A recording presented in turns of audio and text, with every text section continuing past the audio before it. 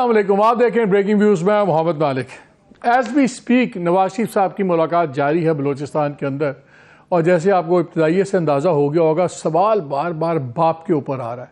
और बाप आपको पता है पाकिस्तान की पॉलिटिक्स में उसको एक पॉलिटिकल वेदरकॉक समझा जाता है कि जिस तरफ बाप चला जाए, जिस तरफ MQM चली जाए, जिस तरफ GDA चली जाए, तो फिर इसका मतलब होता है कि ये कुछ फैसले हो गए हैं कि ये अब पार्टी को सपोर्ट करेगी, इस्टेब्लिशमेंट या व्हाटएवर, कोइंसिडेंस भी हो सकता है, लेकिन तारीख कुछ और बताती है। बड़ी जालिम चीज़ है टेलीविज़न और आजकल का मीडिया, क्योंकि आपकी चीज़ें रिकॉर्ड हो जाती हैं। और हमने देखा कि इसी बाप के बारे में क्या क्या माजी में किसने क्या कहा, वो भी अभी हम बात करेंगे। पहले लोगों ने बात की कि जी PMLN अपने वोट को इज़्ज़त दो के बयानिए से हट गई, और फिर कुछ चीज़ें तय हो के मियाँ साहब की वापसी पे सवाल उठाए गए। ख़ास तौर पे जो ऑप्टिक्स थे उनके आने के, उस पे उन शक व शुबहात को ज़्यादा तक़वियत मिली। राइट या रॉन्ग हम बात नहीं कर रहे, हम सिर्फ एक परसेप्शन या इम्प्रेशन की बात कर रहे हैं, उस पर मिला। उसके बाद आते ही फिर जब उनकी पहली मुलाकात हुई पार्टीज़ के अंदर, तो वो MQM से हुई, और साथ ही MQM ने अनाउंस कर दिया कि हम शीट एडजस्टमेंट के फॉर्मूले पे काम करेंगे। फिर हमने सुना कि JU आए, खैर वो एक्सपेक्टेड था लेकिन लेट उनसे बात हुई।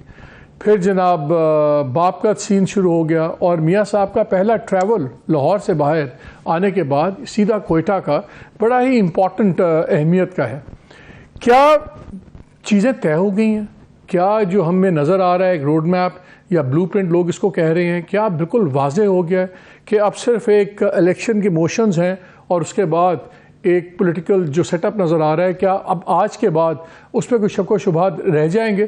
क्योंकि आज एक्सपेक्ट कर रहे हैं हम एक काफ़ी बड़ी तादाद में 9 से तकरीबन 12-13 बड़े नाम, और उसमें से मेजॉरिटी बाप पार्टी के हैं और दूसरे भी जो कुछ इंडिपेंडेंट्स हैं वो ज्वाइन करेंगे, और शायद हो सकता है हमारे प्रोग्राम के दरमियान में प्रेस कॉन्फ्रेंस भी आ जाए। लेकिन ये आज का स्टेटस है, इस पर हम बात करेंगे। मुझे ज्वाइन किया है आरिफ हमीद भट्टी साहब ने, बहुत शुक्रिया, सीनियर जर्नलिस्ट हैं। फ़ाद हुसैन ने हमें ज्वाइन किया है, थैंक यू फ़ाद। मज़हर अब्बास साहब हमारे साथ हैं। लेकिन इस शुरू करने से पहले हम कुछ नहीं कहते, सिर्फ मैं ये सुनाना चाहता हूँ कि ये PMLN के अपने अल्फाज क्या थे, क्योंकि सबको अल्फाज दसते हैं। इमरान खान साहब आपको याद है, वो कहते थे अल्लाह रहम करे मैं कभी शेख रशीद ना बनूँ, फिर शेख रशीद उनके इंटीरियर मिनिस्टर बने। परवेज़ इलाही को वो पंजाब का डाकू कहते थे, आज वो उनकी पार्टी के प्रेसिडेंट हैं। इसी तरह और भी बड़ी लंबी लिस्ट थी। ये लोग PMLN वाले सारे, ये बिल्कुल बाप के ऊपर उनके ख्यालात थे। और अभी आपने बिलावल भुट्टो साहब के शॉर्ट सुने, जहाँ उन्होंने कहा कि हमें वोट लेने पे बाप से PDM से निकाल दिया गया। अब उसी बाप के तो आप लोग भी उठा रहे हैं। मगर कल बाप बुरा था तो आज भी बाप बुरा होगा। Shem Shem Shem. उन्होंने कहा अगर ओहदा चाहिए था, आपको याद है चेयरमैन सेनेट की बारी सारा झगड़ा हुआ था, तो नवाज शरीफ साहब से मांग लेते। आज तो नवाज शरीफ खुद बाप के लोग लेने पहुंच गए हैं वहाँ पे। क्या देखते हैं, क्या ये is it an issue of political convenience? क्या हम इसको ज़बरदस्ती एक बहस बना रहे हैं, या पाकिस्तान की सियासत में कोई एथिक्स या मोरालिटी नाम की चीज़ रह गई है? मालिक, इस पर मैं सिर्फ यही कह सकता हूँ कि बाप रे बाप। ये जो हमारे यहाँ पॉलिटिक्स का तरीक़ाकार है, कुछ शर्मिंदगी भी नहीं होती। कहीं ना कहीं आप ये तो कहते हैं ना कि जो माजी में जो कुछ हुआ वो क्या था, आपकी जो पोजीशन थी वो कैसी पोजीशन थी, आज पोजीशन अगर तब्दील हुई है तो क्यों हुई है। कहीं ना कहीं कोई रिग्रेट तो नज़र आना चाहिए, कहीं ना कहीं कोई एक्सक्यूज़ तो पता चलना चाहिए। ये तो आज मैं अगर नवाज शरीफ साहब से ये बोलूँ कि उस वक्त क्या पोजीशन थी, और सिर्फ उनसे ही नहीं, ये बाप वालों से भी पूछना चाहिए कि आप कल किसके कहने पर PMLN छोड़ के गए थे और आज किसके कहने पर PMLN में दोबारा वापस आ रहे हैं। ये सवाल फ़तेह मोहम्मद हसनी से भी पूछना चाहिए। ये सवाल उन सारे लोगों से पूछना चाहिए जो आज मुस्लिम लीग नून का साथ दे रहे हैं कि कल क्या था, कल की क्या पोजीशन थी और आज की पोजीशन क्यों तब्दील हो गई। और फिर यही सवाल मुस्लिम लीग नून से भी करना चाहिए। ये सवाल उन सारे लोगों से करना चाहिए जो वफादारियां इस तरह तब्दील करते हैं जिस तरह लोग कपड़े तब्दील नहीं करते हैं। इतनी तेज़ी से वफादारियां तब्दील होती हैं इस मुल्क में कि समझ में नहीं आता। एक अगर आप मैं लीडर्स के नाम बताऊं, कि एक आज इस पार्टी के तर्जुमान हैं, कल इस पार्टी के तर्जुमान हैं, परसों उस पार्टी के तर्जुमान हैं। ये आप फयाजुल हसन चौहान को उठा लें, आप फिरदौस आशिक ऐवान साहिबा को उठा लें, आप और कि कितनी पार्टियों के तर्जुमान बनते रहेंगे आप, और कोई शर्मिंदगी नहीं है, कोई रिग्रेट नहीं है इन चीज़ों पर। आप ठीक है, मुझे ये नज़र आ रहा है कि शायद मुस्लिम लीग नून की हुकूमत बन रही है, बन जाएगी मुस्लिम लीग नून की हुकूमत। पॉलिटिकल स्टैंडिंग किधर है, फिर पॉलिटिकल क्रेडिबिलिटी किधर जाएगी उसमें? आज बिलावल भुट्टो ये सवाल तो कर रहे हैं मुस्लिम लीग नून से, लेकिन बिलावल भुट्टो तो बताएं कि कल बलूचिस्तान अवामी पार्टी जो बनी थी वो क्या थी? सेनेट में 64 वोट के बावजूद हासिल बिजिंजो क्यों हार गया? इस सवाल का जवाब मुस्लिम लीग नून को पूछना चाहिए, इस सवाल का जवाब पीपल्स पार्टी से पूछना चाहिए, इस सवाल का जवाब पाकिस्तान की इस्टेब्लिशमेंट से पूछना चाहिए। मतलब आप कब तक ये खेल तमाशा करते रहेंगे? फिर आप कहते हैं पॉलिटिकल स्टेबिलिटी नहीं आती, फिर आप कहते हैं मुल्क में सियासी इस्तेकाम नहीं आता, फिर आप कहते हैं कि मुल्क में माशी इस्तेकाम नहीं आता। कैसे आएगा? जब ये सारी ड्रामेबाजी चलती रहेगी, जब ये ड्रामे चलते रहेंगे, तो कहां से पाकिस्तान में सियासी इस्तेकाम आएगा? मेरे ख्याल में हो सकता है कि कल मुस्लिम लीग नून की हुकूमत बन जाए। मुझे तो नहीं लगता कि पाकिस्तान में हम पॉलिटिकल स्टेबिलिटी की तरफ जा रहे हैं, मुझे नहीं लगता हम एक स्मूथ इलेक्शन की तरफ जा रहे हैं, एक स्मूथ डेमोक्रेटिक ट्रांजिशन की तरफ जा रहे हैं। इस पे आता हूँ मैं इस पे आता हूँ। भट्टी साहब, मुझे ये बताएं, मैं कल सरदार अब्दुर्रहमान खेतरान का गुफ्तगू सुन रहा था मेहर अब्बासी से उनके शो में, तो उन्होंने पूरी एक तारीख बताई कि मेरे दादा से लेके हमारा पूरा ख़ानदान हमेशा मुस्लिम लीग में रहा और हमारे से गलती हो गई, हम तो वापस अपनी पार्टी में जा रहे हैं। तो ये इस तरह के बयानात तो सबके होते हैं, कोई ना कोई। जब इन्होंने 4 पार्टीज़ बदली हों, वो आपको याद है खेतरान साहब तो माशाल्लाह 3-4 पार्टीज़ बदल चुके हुए हैं। इस तरह जब सारा होता है, कोई दरमियाने साइज़ की पार्टी को बिल्डअप किया जाए या छोटे ग्रुप को, PMLN तो जेन्युइनली एक बड़ी पार्टी है, बहुत बड़ी जमात है, और ये और PTI ही 2 मेन सबसे बड़ी जमातें हैं। इनको इतनी जल्दी ज़रूरत क्या पड़ गई कि पहले जाके लॉक करें MQM को और फिर जाके लॉक करें इसको? क्या ये सीट्स को लॉक करना मकसद है इस दौरे का सब कुछ, या इस तासुर को तक़वियत देना है कि जी हमें अब फुल सपोर्ट है निज़ाम की, और ये लोग जब हमारे साथ आ जाएंगे तो एक क्लियर मैसेज जाएगा सबको कि भैया इनसे अब लड़ाई नहीं हो सकती क्योंकि इनको निज़ाम सपोर्ट कर रहा है? जिस तरह जनरल बाजवा साहब मैसेजेस देते थे इमरान खान की सपोर्ट के, तो ये दोनों में से ज़्यादा बड़ा मैसेज क्या है कि इनको वो पार्टी के बलूचिस्तान में चीज़ें लॉक करें कि ये तासुर और तक़वियत पाए कि ये अब चोज़न है, द सेलेक्टेड फ्यू, जिनके आगे अब कोई नहीं खड़ा हो पाएगा? बिस्मिल्लाहिर्रहमानिर्रहीम। गुजारिश ये है कि दूसरा, मज़हर अब्बास साहब ने कहा इतनी पार्टियां लोग बताते जितने कपड़े भी हम जल्दी नहीं बोलते। नहीं, हम कपड़े बोलते कि कपड़ा मैला हो जाए, गंदा हो जाए, साफ शफाफ पहने। साफ शफाफ कपड़ा पहनने के लिए बदलते हैं। बदकिस्मती है, यही बदबूज़दा ये पार्टी है, उन्हीं गंदे लोगों को साथ मिलाने की कोशिश करती है जिन्हें खुद मादी में गंदा कहते नहीं है। हरगिज़ हम नहीं कहते किसी भी जमात को, सब काबिल एहतराम है। वो मरियम साहिबा का आपने साथ चलाया। गुजारिश ही है, मेरी इतला जो है, लोगों का ख्याल था कि मोहतरम नवाज शरीफ साहब जब तशरीफ लाएंगे तो वोट बैंक में इजाफा होगा। नहायत अहम ज़राए 100% दोबारा जब नवाज शरीफ साहब की आमद के बाद सर्वे करवाया गया, जो भी वो 4 से 5% PTI की मकबूलियत में इजाफा हो गया। और एक मीटिंग हुई मोहतरम नवाज शरीफ साहब की, जिनसे पहले शहबाज शरीफ जब आए थे 1 दिन बाद गए, उन्होंने कहा जी तुम्हारे तो पल्ले ही कुछ नहीं है, ये पूरे अरबों रुपए लगा के इलेक्शन कराए, आप तो कह रहे थे हमारा वोट बैंक है। फिर 180 मोहतरम नवाज शरीफ साहब तशरीफ लेकर गए। पहले कोई 9 या 10 लोगों की हुई मीटिंग, फिर वो 40 लोगों पर हो गई। उसमें कहा गया जी हम इलेक्शन किसी सूरत नहीं जीत सकते मौजूदा हालात में। फिर जिसे लंदन प्लान कहा जाता है, उनको मैसेज दिया गया, शर्त रखी गई कि मेहरबानी करें वरना वो चीज़ें आप देखेंगे जो आप देख नहीं सकेंगे, PTI को इलेक्शन में नहीं आना चाहिए। तहरीके इंसाफ को, ख्वाहिश है सियासतदानों की आपस में, मैं ये बात क्लियर करता चलूं। फिर उन्हें कहा गया भाई आपकी वाकई ही वोट बैंक नहीं है तो ऐसा है कि ये आप बाकी सारी जमातों को बुलाए। उसके बाद आपको याद होगा हर बंदा पहले 90 शहरा जाता था मदर साहब के शहर में, पहली दफा 90 शहरा वाले इधर आए। परवेज लाई की जब हुकूमत थी तब भी वो लाहौर में आए थे। फिर बाप को कहा गया बाप ये बाप है, बाप को बाप नहीं कहा ना, मैंने तो नहीं ना कहा। तो जब उन्होंने देखा अवामी मकबूलियत नहीं है, इलेक्शन जीतना मुमकिन नहीं है, अगर पीटीआई को जो इलेक्शन में जाने नहीं दिया जाता मैक्सिमम 15 से 18% टर्नआउट होगा। फिर इसी के लिए इस्तेकाम पार्टी में लोग भेजे जा रहे हैं, परवेज खटक साहब में बनाने जा रहे हैं। मुझे ऐसा लगता है मादी उल नदर में हालात की मुनासबत से कि शायद तरीके इंसाफ को इलेक्शन में ना जाने दिया जाए। तो ये नवाज शरीफ जो मर्जी कर ले, 35 से 40 सीटों से ज़्यादा पंजाब में मिल ही नहीं रही इनकी मैक्सिमम। तो अब मेरा ख्याल है मजबूरी है, जिन्होंने नवाज शरीफ साहब को बाइट से बुलाया, यानी कि शहबाज शरीफ साहब की, मोहतरम मरीम नवाज साहब की, ख्वाजा आसफ साहब की, कि जनाब हम तो इलेक्शन नहीं जीत सकते, ये तो टर्न आउट ही नहीं होगा, इंटरनेशनल ऑब्जर्वर आएंगे।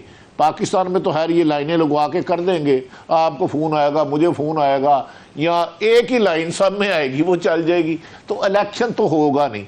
अब ज़रूरत है जो इलेक्शन होती है, अगर तमाम सियासी जमातों को लेवल प्लेइंग दिया तो मुस्लिम लीग नून नहीं जीत सकती। लिहाजा अगर सिलेक्शन होता है तो फिर जिस तरह 2022 में हुआ था वैसी हुकूमत बनेगी, 15-20 जमातें होंगी।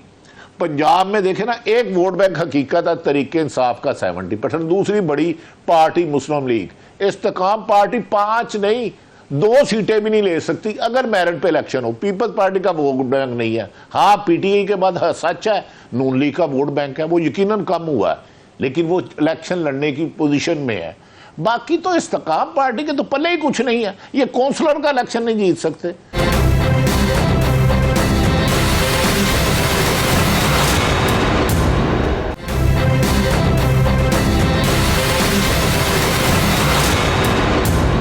फर्क 2 चीज़ें, एक तो एक्सपेक्ट ये किया जाता है, ख्याल था बहुत से लोगों का, ऑब्जर्वर्स का, कि मियाँ साहब आएंगे तो एक इलेक्शन कैंपेन ट्रेल हिट करेंगे। उन्होंने एक ही जलसा किया अपना, और जलसे करेंगे, मोमेंटम बनेंगे, और साथ पैरेलल ट्रैक के ऊपर ये अलायंसेस बनाने की भी, इत्तेहाद बनाने की बातें होंगी।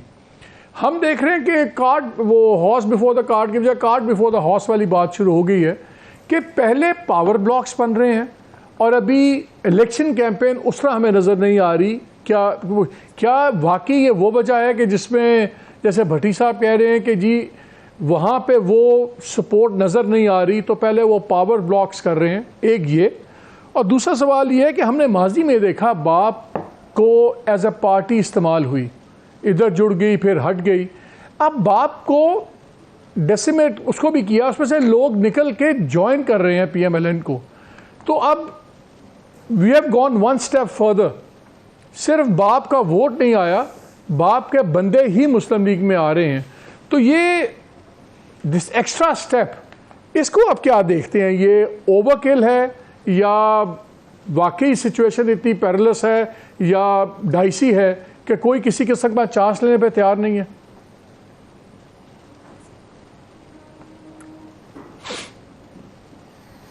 शुक्रिया मालिक। देखिए, मेरे ख्याल में ये मामलात इतने पेचीदा नहीं हैं। मुझे तो ये बड़ा एक सिंपल सा, सादा सा एक पार्ट टू पावर नज़र आ रहा है। पहली बात देखिए, मैं 3 नुक्ते आपके सामने रखूँगा। पहला नुक्ता तो ये कि इस वक्त कोई डाउट नहीं है कि अगली गवर्नमेंट कौन बना रहा है।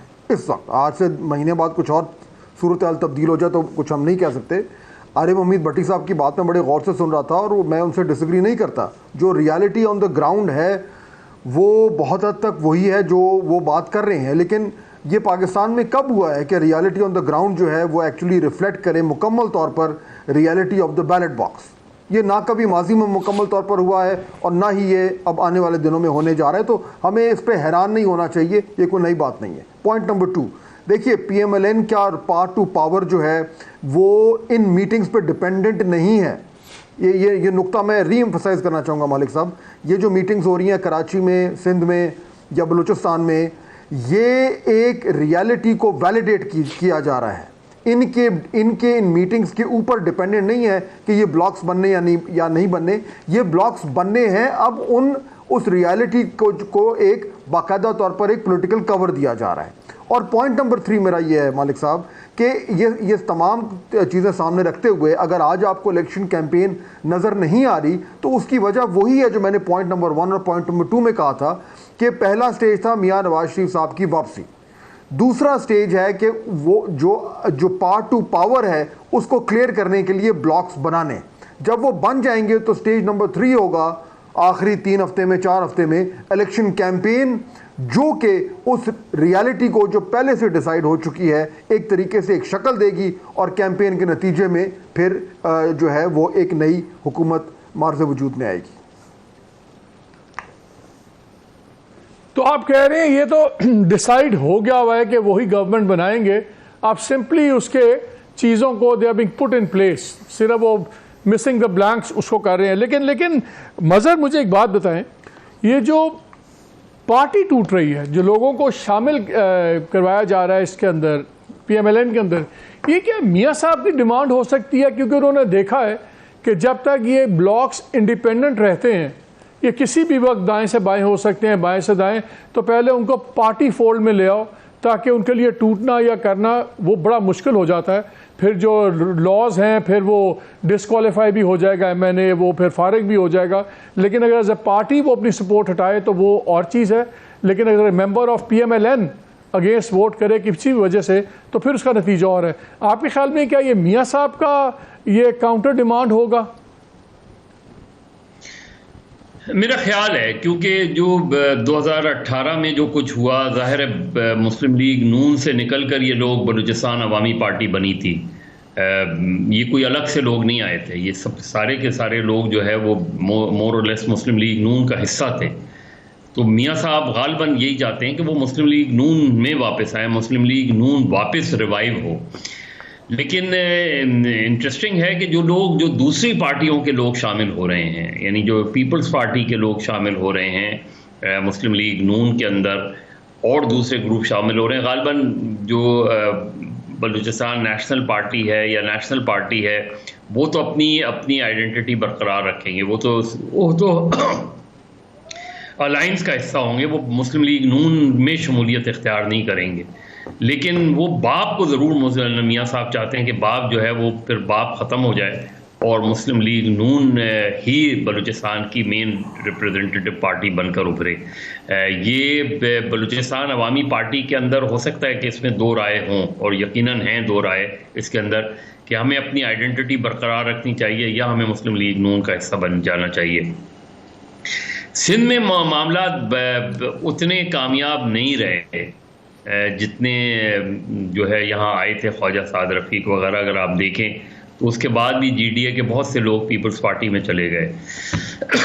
माफ़ कीजिएगा, MQM खुद एक वीकर पोजीशन पर खड़ी हुई है। MQM के लिए इस वक्त तो सबसे बड़ा टास्क ये है कि MQM का जो लोग निकल कर गए हैं वो MQM में वापस आते हैं या नहीं आते हैं। तो MQM किस हद तक जो अर्बन वोट है, जो उर्दू स्पीकिंग वोट है, वो किस हद तक MQM के साथ जुड़ा हुआ है, ये एक बड़ा सवालिया निशान है। क्योंकि अभी हमें देखना है अगेन, अगर PTI बिल्कुल ही मैदान में नहीं होती कराची या हैदराबाद में, तो वो जो वोट है वो कहाँ जाएगा? वो वोट घर पे बैठेगा, वो वोट क्या करेगा? क्योंकि ये वो वोट है जो निकल कर गया है, MQM से भी निकल के PTI में गया है, कुछ दीगर जमातों से निकल के भी PTI में गया है। फिर एक फैक्टर जो सिंध में और अर्बन सिंध में है वो तहरीक लब्बैक का है। तहरीक लब्बैक का वोटर भी MQM से निकल के तहरीक लब्बैक में गया है। तो MQM की इस वक्त पोजीशन ऐसी नहीं है कि वो मुस्लिम लीग नून को कोई बैकअप सपोर्ट दे सके। MQM का तो इस वक्त क्राइसिस ये कि MQM खुद कितनी सीटें जीत पाएगी, क्योंकि पीपल्स पार्टी जो टारगेट कर रही है वो सिंध के अंदर, कराची के अंदर 8 से 10 सीटें टारगेट कर रही है। अगर वो 8 से 10 सीटें टारगेट कर जाते हैं तो बाकी रह जाती हैं 10 से 12 सीटें। उसमें जाहिर है उसमें कुछ दीगर सियासी जमातें भी हैं, तो उसमें MQM को कितनी उसमें सीटें मिलती हैं। और अगर PTI किसी ना किसी शक्ल में आ जाती है फिर तो मुझे एमक्यूएम की सूरत हाल 2018 से भी ज़्यादा बुरी नज़र आ रही है। और इस वक्त पार्टी के अंदर भी एक बहुत डिबेट है, पार्टी के अंदर भी एक रिफ्ट नज़र आती है। तो मेरा ख्याल है मुस्लिम लीग नून को अंदरूने सिंध भी जो जीडीए वगैरह की शक्ल में है उसमें कोई ख़ास उनको सपोर्ट नहीं मिल रही, क्योंकि जीडीए भी एक क्राइसिस में खड़ी हुई है। मेन उनके जो प्लेयर्स हैं जो इलेक्शन जीत सकते हैं वो पीपल्स पार्टी में चले गए, बहुत कम लोग रह गए। तो यहाँ नून लीग के लिए मेरा ख्याल है सिंध में, और शायद इसी वजह से नवाज शरीफ साहब सिंध में आते हुए उन्होंने अभी थोड़ा सा डिले किया है। तो मुझे नहीं लगता कि वो बलूचिस्तान में तो उन्हें जिस तरह से भट्टी साहब मुझे एक बात बताएं, जैसे मज़हर का ख्याल ये है कि अगर उनको भी, जो मेरा एक अंदाज़ा था कि शायद ये मियाँ साहब ही की डिमांड हो कि नहीं मुझे अपने लोग वापस अपनी जमात में चाहिए, तो क्या सिचुएशन अब ये लग रही है कि इस वक्त ड्राइविंग सीट मियाँ साहब के पास है, क्योंकि एक इस्टेब्लिशमेंट्स ने वजह से इमरान खान फारिग हो गए, फिर दूसरी की वजह से वो अपनी साइडलाइन हुए हुए हैं, बाकी मुसीबतें हैं, तो अब मियाँ साहब मजबूरी बन गए हैं और मियाँ साहब एक ड्राइविंग सीट में हैं, बिकॉज अब पंजाब के अंदर किसी ने डिलीवर करना है अगेंस्ट पीटे तो वही हैं। तो क्या अब मियाँ साहब, जिसको अंग्रेजी में कहते हैं he is calling the shots, कि बलूचिस्तान में भी उनकी मर्ज़ी के मुताबिक चीज़ें हों और बाकी जगह भी, तो क्या मियाँ साहब अब ड्राइविंग सीट में हैं पावर गेम में? एहतराम के साथ मियाँ साहब ड्राइविंग सीट पे है ही नहीं। मियाँ साहब के पास स्टीयरिंग है ही नहीं, वो तो लिफ्ट लेके बैठे हैं।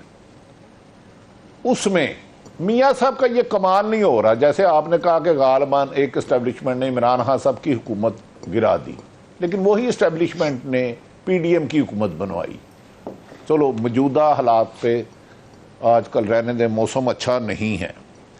इनफैक्ट कि ये जो बलोच जा रहे हैं, क्योंकि मुस्लिम लीग नून, मेरी अपनी राय है कि हर हाल में पीपल्स पार्टी सिंध में हुकूमत बनाएगी। ये राय है, फैसला तो मैं नहीं कर सकता। ये इमरान नवाज शरीफ साहब को क्यों भेजा गया? ये सुकड़ के सिर्फ पंजाब के चंद शहरों में रह गई थी। अब आपने एक चाहिए कि चारों सूबों में हो, चारों सूबों में जो मर्जी कर लें। नवाज शरीफ अगर बाप पार्टी को ना मिलाए तो बलूचिस्तान में सीटें नहीं ले सकते, एमक्यूएम को ना मिलाएं तो सीटें नामुमकिन ना ले सके, नामुमकिन। अंदरूने सिंध तो छोड़ दे, एक आधी बड़ी मारा कराची में होगी, और केपीके में भी उनके हालात पतले हैं। 2013 से मेरी राय में इस वक्त से मुस्लिम लीग बहुत मजबूत थी, अब बहुत वीक पोजीशन पे चले गई है। तो एक नेशनल पार्टी का रूप देने के लिए बाप को भी हुक्म दिया गया कि बाप ने कि जनाब शामिल हो, एमक्यूएम को भी दिया गया और जीडीए को भी दिया गया। अगर आप थोड़ा सा गौर करें तो क्या do you think Nawaz Sharif नहीं मजबूरी, इमरान खान गैर जरूरी है, इमरान खान को नहीं आने देना? ये गलत फहमी है लोगों की कि नवाज शरीफ मजबूरी है। मैटर ही नहीं करते नवाज शरीफ, कंसीडर ही नहीं है। लेकिन इमरान खान को रोकने के लिए आपके पास और ऑप्शन कोई नहीं रही। देखिए, दो सूरतें हैं। फहाद साहब भी बैठे हैं, क्या एक तरीके इंसाफ इलेक्शन में हिस्सा लेगी और लेवल प्लेइंग फील्डिंग मिलेगी? उस सूरत में नतीजा कुछ और होगा। अगर उनका जो बंदा एक कैंडिडेट बनता है उसको उठा लिया जाता है, वो कहता है मैंने टिकट ही नहीं लिया, इलेक्शन कमीशन उसके कैंसिल कर देता है। उसकी मेरी इतला है कि पंजाब में एक मीटिंग हुई, अब गली मोहल्लों की लिस्ट बन गई है। अगर किसी ना किसी तरीके से अगर कैंडिडेट चंद खड़े होते हैं तो वार्ड लेवल पे मालिक साहब, मैं क्योंकि थोड़ा सा इलेक्शन बहुत की है, उस हद तक लिस्ट है कि किसी को दफ्तर नहीं खोलने देना, उनको उठा लेना है। आप मुझे तीनों बताएं, पूरे पाकिस्तान में यहां तो तरीके इंसाफ के वर्कर कारकुन लीडर खत्म हो गए हैं, यहां बताएं एक जगह उन्होंने कोई वर्कर मीटिंग की हो और उससे पहले पुलिस ना पहुंची हो, और पुलिस से पहले एक तो उसकी जलसे गाह को ना उठाया और दूसरा उसके घर में तोड़ फोड़ ना की हो। एक मिसाल दे दें तीनों।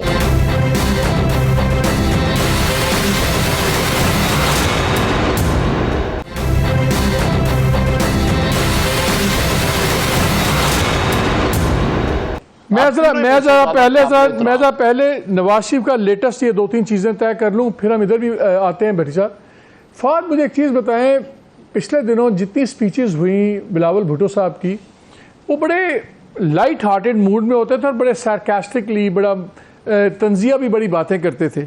आज जब बॉडी लैंग्वेज उनकी नज़र आ रही थी, मुझे लग रहा था बहुत गुस्से में है जब वो बोल रहे थे। It was very grim, very firm, और लग रहा था बहुत गुस्से में है। क्या पीपल्स पार्टी को, डिस्पाइट वो जो मर्जी कहें कि सरप्राइजेज होंगे, इलेक्शन होंगे, फलान चीज़ होगी, क्या पीपल्स पार्टी को रियलाइज़ हो गया आज के बाद कि गेम बिल्कुल उनके हाथ से निकल गई है और कल को मैक्स अगर उनके हिस्से में कुछ आएगा तो शायद कोalition पार्टनर का रोल आ जाए, उससे ज़्यादा कुछ नहीं है? क्या ये रियलाइजेशन आज पीपल्स पार्टी को क्लियर हो गई है बलूचिस्तान डेवलपमेंट्स के बाद?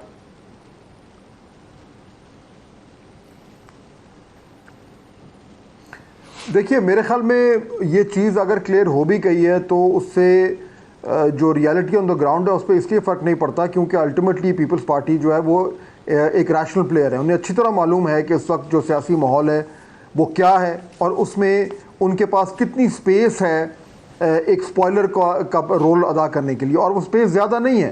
क्योंकि देखिए मालिक साहब, आपके प्रोग्राम में मैंने पहले भी कहा था कि अल्टीमेटली तमाम लोगों को एक बड़े टेंट के नीचे आना है, और ये मुमकिन मुझे तो नज़र नहीं आता कि जब वो टेंट खड़ा होगा और उसमें नीचे लोग जो आएंगे तो उसमें पाकिस्तान पीपल्स पार्टी नहीं होगी। ये मुझे तो नज़र नहीं आता।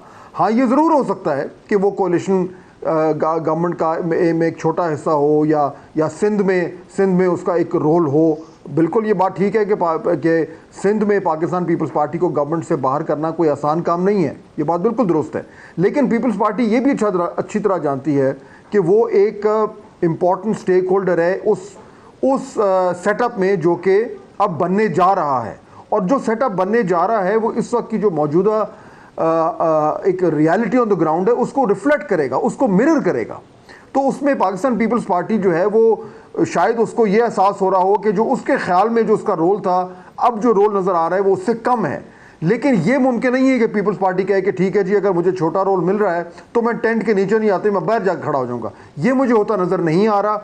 अब बड़ा सवाल वही है कि ये जो इस टेंट के नीचे जिन लोगों ने आना है वो किस कॉम्बिनेशन में आएंगे, और उससे भी बड़ा सवाल वो है जो अभी भट्टी साहब बात कर रहे थे कि वो जमात जिसने उस टेंट में नहीं आना, क्या वो टेंट के बाहर रहकर कोई रोल अदा कर सकती है, या उसको भी मजबूरन किसी ना किसी तरीके से टेंट के नीचे आना पड़ेगा अपनी पॉलिटिकल लाइफ को प्रोलॉन्ग करने के लिए? ये वो बड़े सवाल हैं जिनका आंसर हमें अगले 1-2 महीने में मिल जाना चाहिए।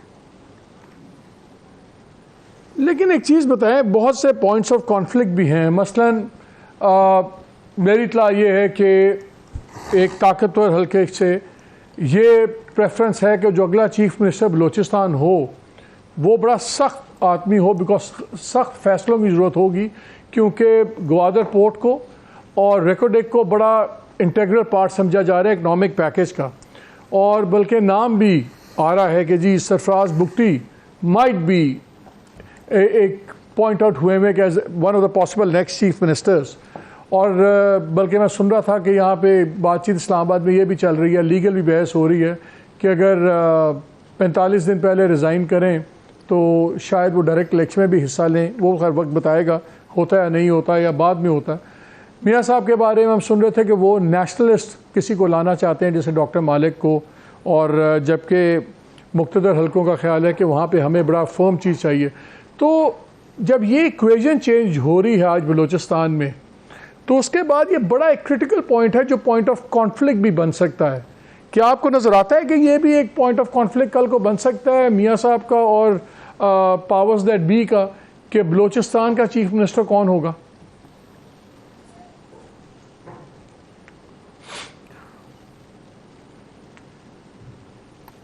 देखिए, अगर तो आप मेरे से सवाल कर रहे हैं मालिक, तो मुझे नहीं लगता कि पॉइंट ऑफ कॉन्फ्लिक्ट अभी होगा।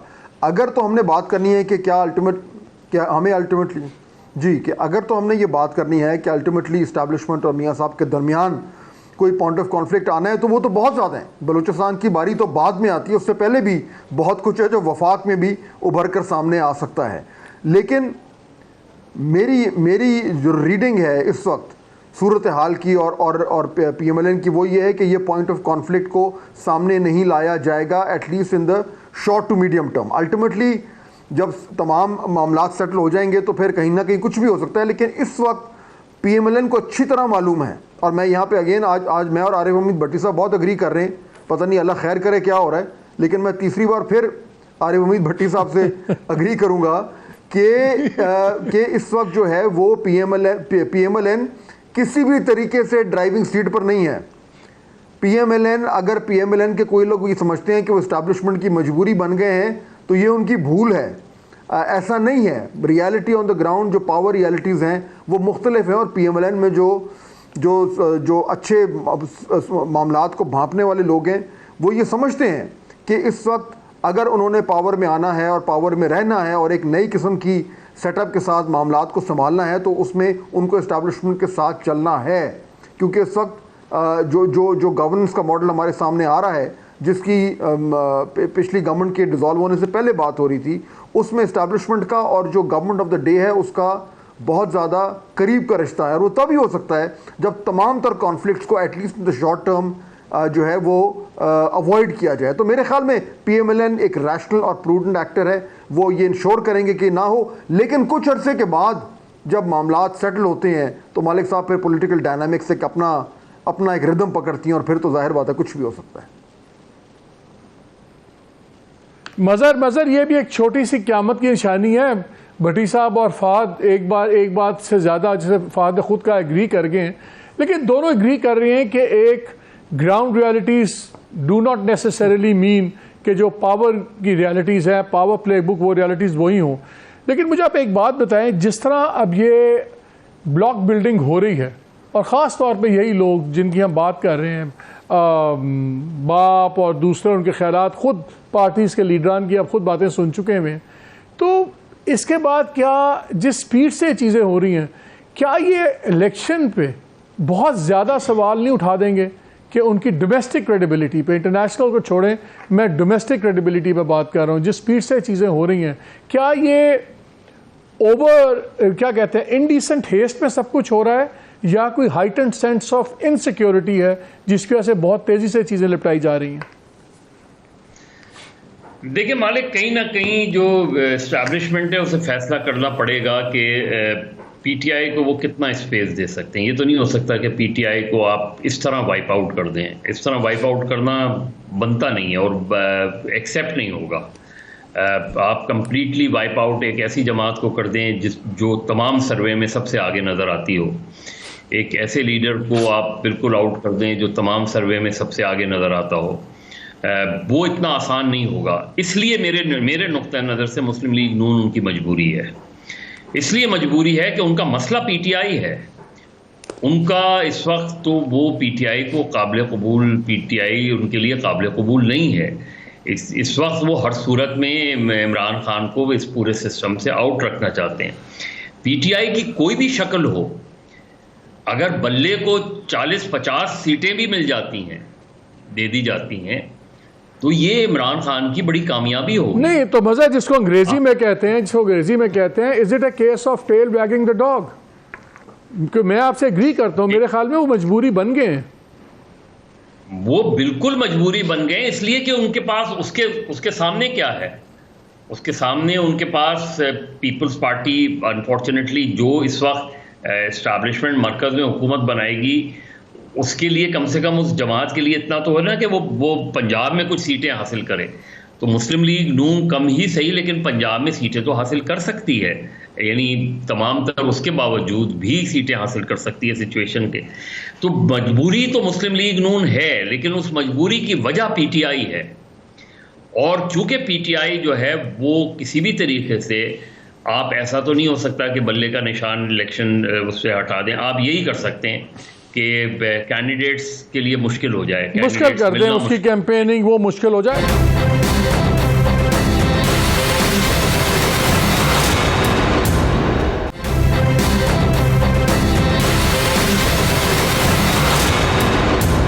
फाद एक बड़ी इंटरेस्टिंग डेवलपमेंट हुई। पहले हमने देखा कि प्रेस कॉन्फ्रेंस हुई शोधा के वारसान की, और उन्होंने कहा कि मिलिट्री ट्रायल्स होने चाहिए, सब कुछ होना चाहिए, एक बिल्डअप हुआ मोमेंटम। फिर सेनेट में हमने देखा कि रेजोल्यूशन बड़ा स्ट्रांगली वर्डेड पास हुआ, और लग ये रहा है कि ऑब्वियसली ये दोबारा रिवाइव हो रहा है और कोर्ट के ऊपर प्रेशर है। ये बड़े इम्पॉर्टेंट हैं ये मिलिट्री ट्रायल सब कुछ, बोथ नेचर ऑफ क्राइम के 9th में और इनका जो पॉलिटिकल इम्प्लीकेशंस भी हैं। क्या आपको नज़र आता है कि ये जिस तरह चीज़ डेवलप हो रही है कि ये कल को जाके इस्टेब्लिशमेंट और आला अदलिया ये आमने सामने आ सकते हैं कि ये एक storm in the tea cup है जो भी ब्रू हो रहा है?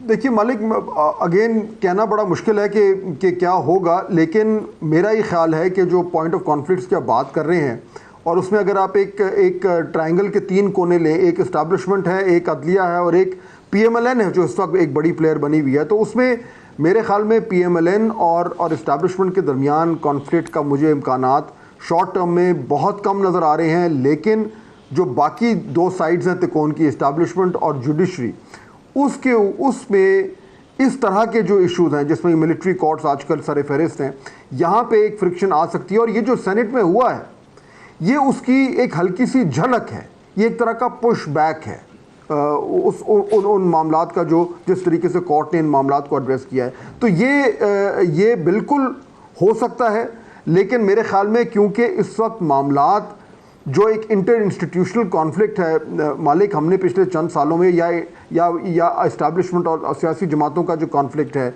या सियासी जमातों का और अदलिया का जो कॉन्फ्लिक्ट है, वो 2-3 साल 4 साल इतना ज़्यादा शिद्दत से वो हमारे सामने आया है कि मेरे ख्याल में इदारे भी इस वक्त थक गए हैं और वो सब जानते हैं कि ना उनमें एपेटाइट है उस तरह के कॉन्फ्लिक्ट की जो सारे सूरत हाल को जो है वो बिगाड़ पैदा कर दे, और ना ख़ास तौर पर पाकिस्तान की आवाम में अब वो स्टैमिना रह गया। तो मेरे ख्याल में इलेक्शन तक कोई बहुत बड़ा धचका मुझे नज़र नहीं आ रहा। इलेक्शंस हो जाएंगे, एक नई रियलिटी हमारे सामने आ जाएगी, वो कितनी फेयर है वो कितनी अनफेयर नहीं है वो बाद में हम क्या नई रियलिटी ये भी तो हो सकती है। नई गवर्नमेंट, अगर नई गवर्नमेंट लेड बाय PMLN हो तो वो कॉन्स्टिट्यूशन या लीगल चीज़ें। मज़र, आपको भी सेम क्वेश्चन, क्या आपके नॉन इवेंट लगता है कि आपको लगता है कि जब नई गवर्नमेंट अगर जो आती है फरवरी में रादर, वो फिर ऐसी कोई लेजिस्लेशन लाए कि ओवरटर्न हो दोबारा कोर्ट का वर्डिक्ट और ये चीज़ एस्केलेट होती नज़र आती है कि हम ओवरथिंक कर रहे हैं इसको? देखिए, पीटीआई जब तक को इलेक्शन लड़ने दिया जाए या नहीं लड़ने दिया जाए, ये अब पाकिस्तान की तमाम सियासी जमातों को, बड़ी सियासी जमातों को ये इस हकीकत से जो है वो चश्मपोशी नहीं कर सकती कि पीटीआई एक हार्ड रियलिटी है, पीटीआई एक सियासी हकीकत है। पीटीआई से गलतियां भी हुई हैं, दीगर सियासी जमातों से भी गलतियां हुई हैं, और जो पीटीआई की इस्टेब्लिशमेंट के हवाले से मौक़िफ़ रहा है, ऐसा ही कमोबेश मौक़िफ़ पीपल्स पार्टी का भी रहा है, ऐसा ही कमोबेश मौक़िफ़ PMLN का भी रहा है। तो आप पीटीआई से कितना झगड़ा बढ़ाएंगे? और कल अगर मुस्लिम लीग नून और नवाज शरीफ साहब वज़ीर आज़म बनते हैं तो वो पीटीआई के साथ क्या ट्रीटमेंट? नहीं, मैं इस वक्त कॉन्फ्लिक्ट देख रहा हूँ, रेजोल्यूशन की मैं बात कर रहा हूँ बिटवीन अदलिया और establishment. Do you see a conflict happening? मुझे नहीं लगता कोई कॉन्फ्लिक्ट बढ़ेगा। उसकी बहुत सीधी सी मसला ये है कि कादी फायद ईसा साहब के पास जो है वो साल भर है, चंद महीने हैं।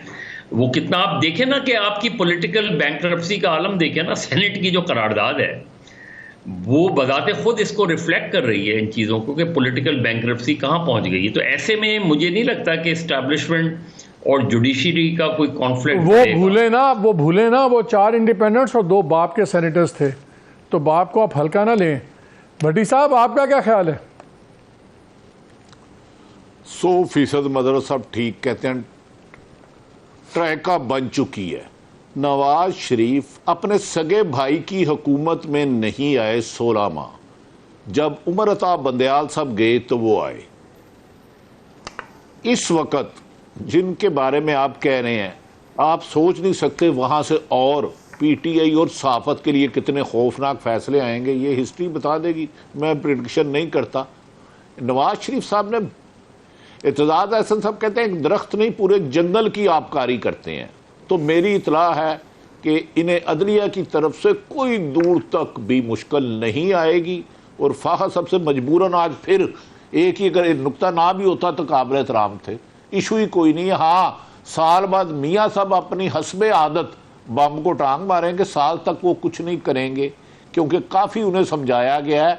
आपके दोस्त गालबन एक थे पिछली हुकूमत में, एस्टेब्लिशमेंट तो उन्हें लाना चाह रही थी। We hope it comes to an end. और हम शुक्र गुजार हों अल्लाह के, गाज़ा का हाल देखें, इन तमाम जगहों का हाल देखें। अल्लाह ने हमें कितनी बड़ी नेमत से नवाजा हुआ है, हम हैं कि ना शुक्र हैं, इसकी कदर ही नहीं कर रहे। इजाज़त दीजिए, अल्लाह हाफ़िज़।